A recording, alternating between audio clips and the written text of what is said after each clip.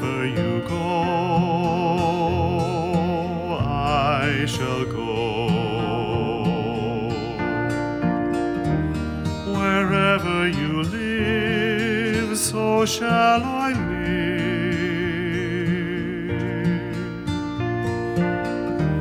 Your people will be my people, and your God will be my God too.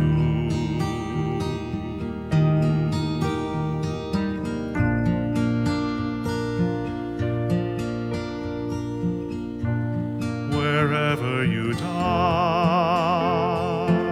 I shall die, and there shall I be buried beside you. We will be together forever, and our love will be the gift of our life.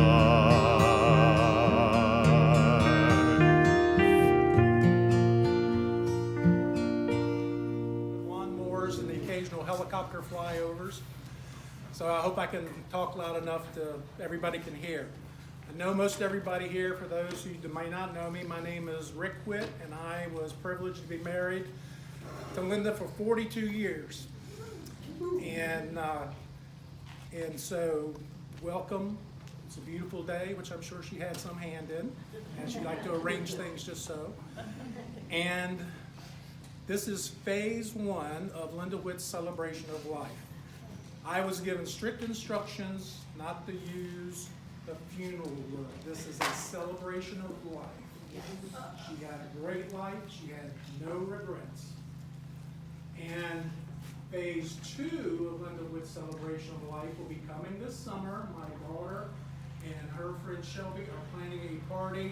The only thing I've been told, it will be fitting of Linda Whitt. So I'm sure some visors and flip-flops will be involved in some manner or another.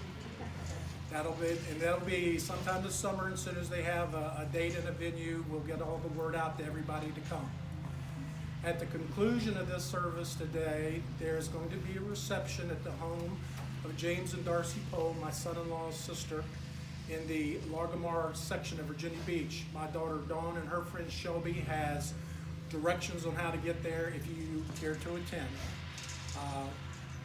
So now we're going to get started. And I got to tell you, it was a bit of a challenge to find something to talk about Linda that hasn't already been said in the many,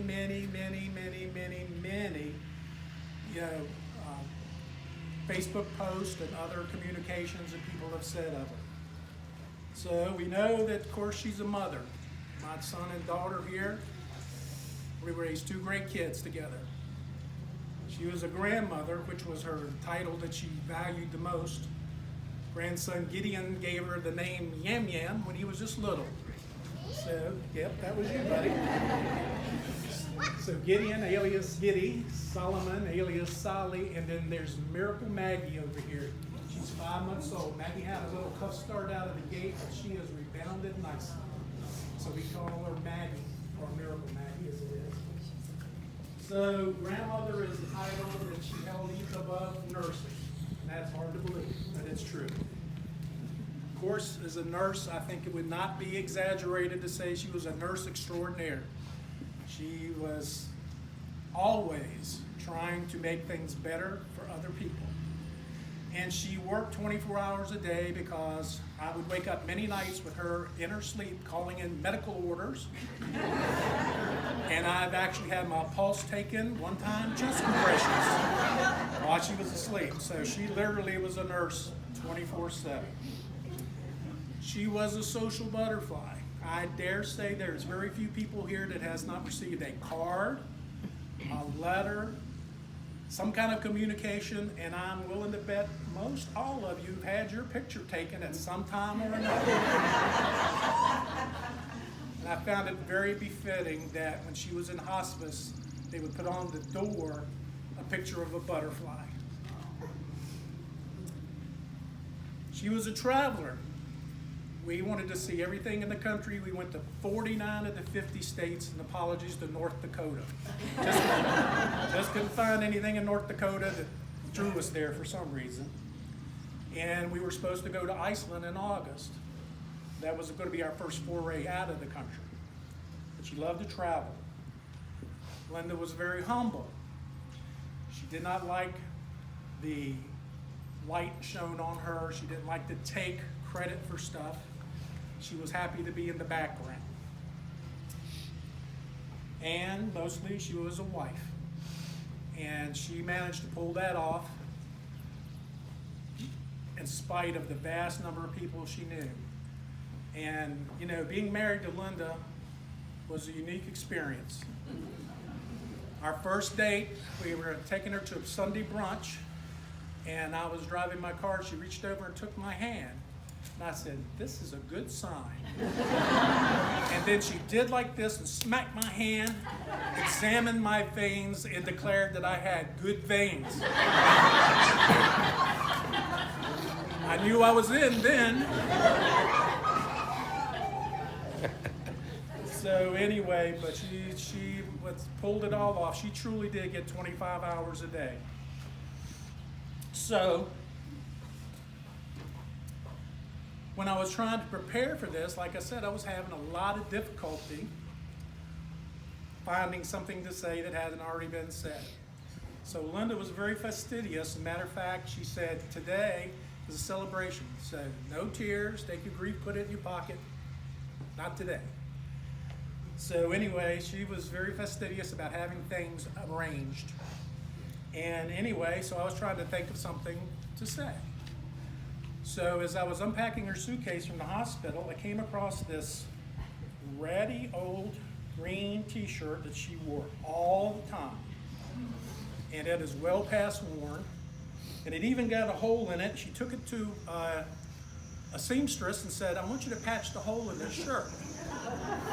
And the seamstress she said, "Why don't you just buy another shirt?" Because it's going to cost me more to patch it than the shirt cost. And she goes, "No, this is really comfortable and I like it." So she put a nice green heart over the hole in the shirt.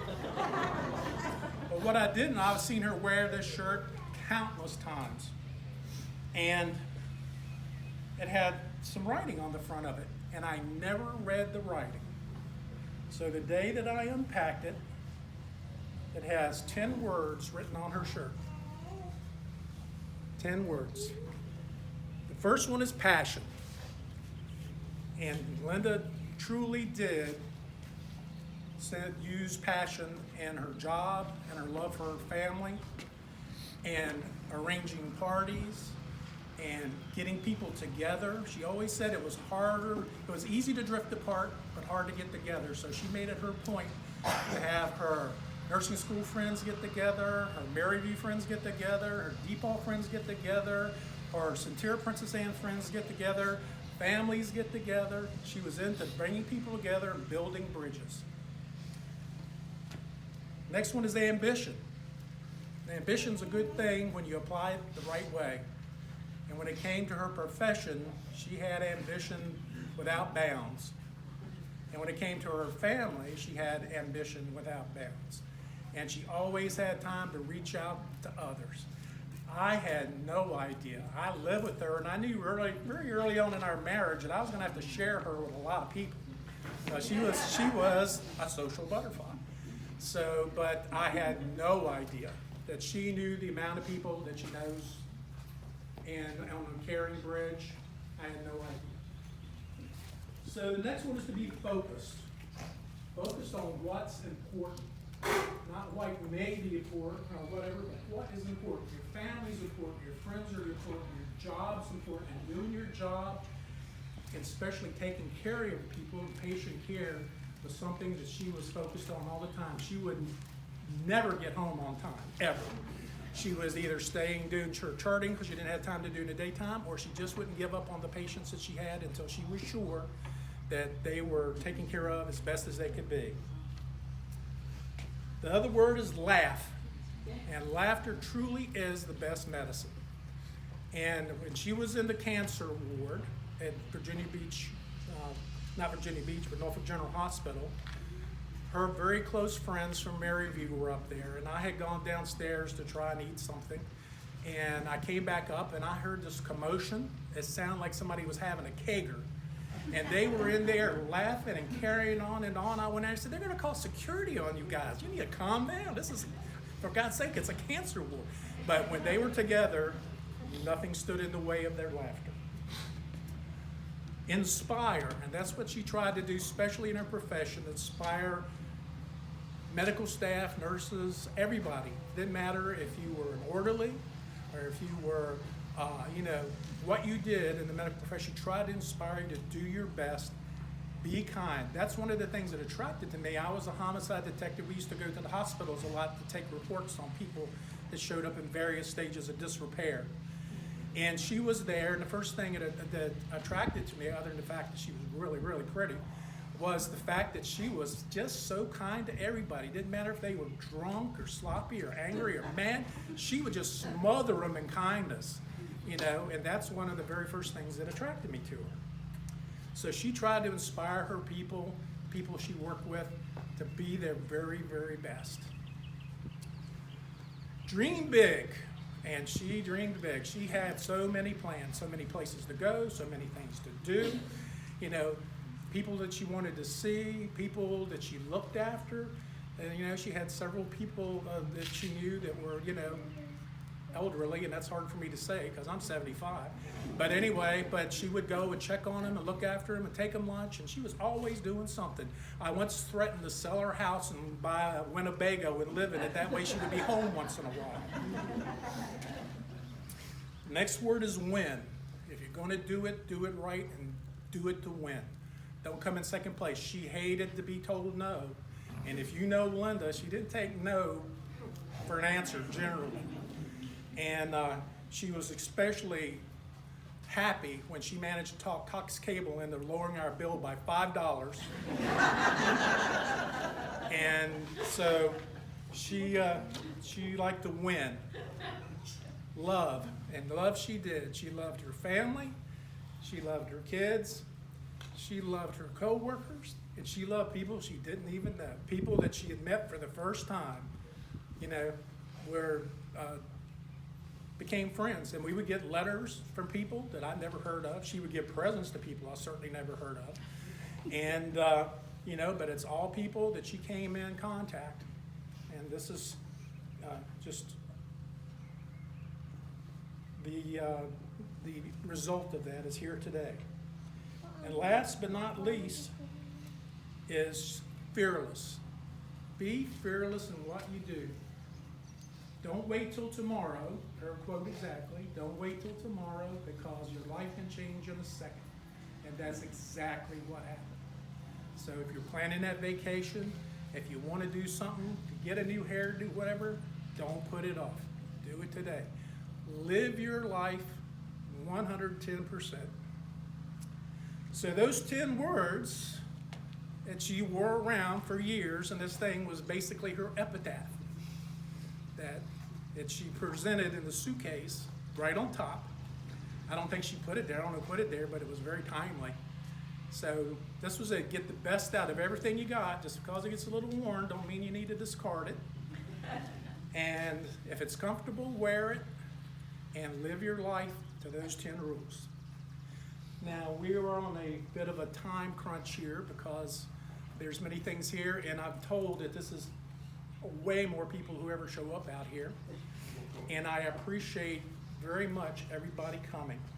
Now, she didn't want to have a religious ceremony. See those reflexes? Like a cat. She didn't want to have a religious ceremony, but I do think it would be appropriate to take a moment of silence. Those of you who would like to say a prayer, say a prayer. If not, think about some contact you had with Linda, hopefully that made you smile. So if everybody will just take a minute now.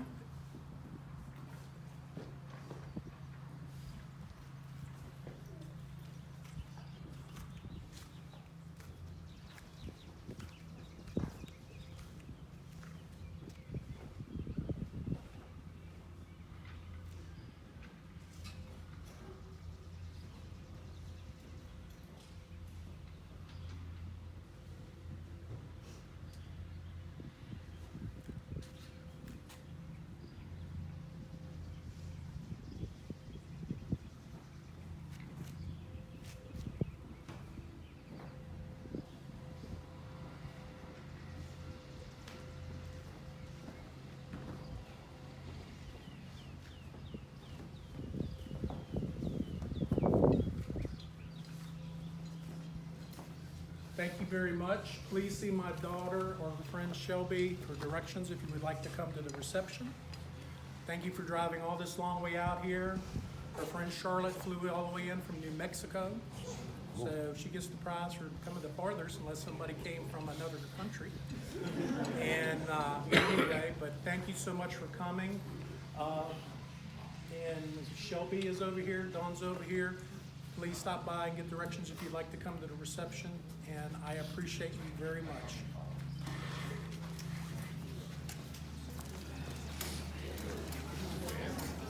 How you doing? Yeah, the rock.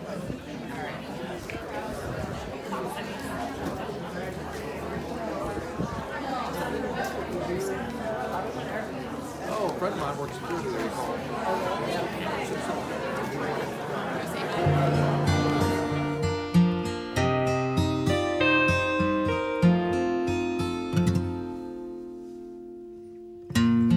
Wherever you go,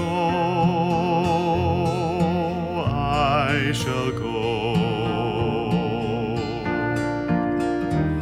Wherever you live, so shall I live.